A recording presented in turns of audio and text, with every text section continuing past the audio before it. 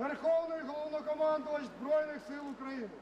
Почесна варта на честь вашого прибуття вишиковано. Бажаю здоров'я, товариш президент!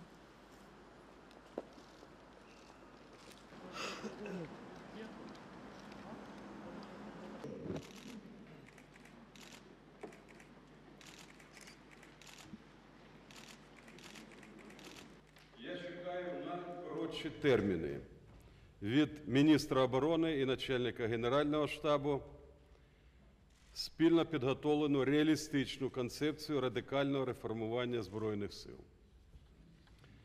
Ці документи мають виходити з політики позаблоковості нашої держави, врахувати останні зміни воєнно-політичної ситуації в регіоні та спиратися на адекватну оцінку наявних ресурсів, в тому числі і економічних.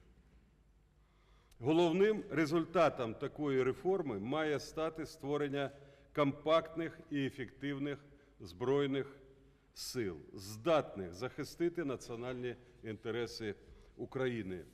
Першочергове місце нашої діяльності повинно посідати дієве вирішення соціальних проблем військовослужбовців і членів їхніх родин.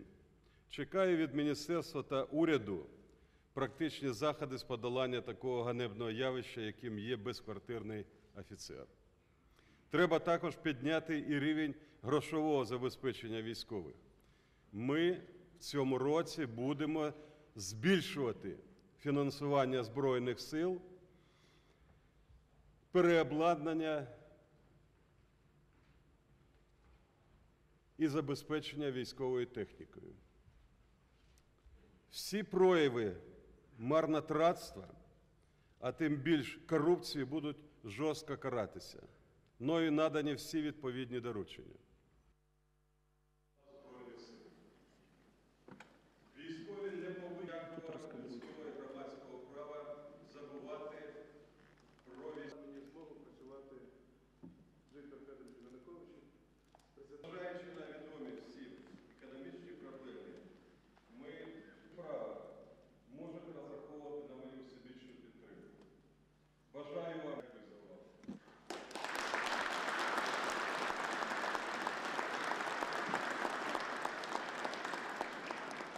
Дозвольте, я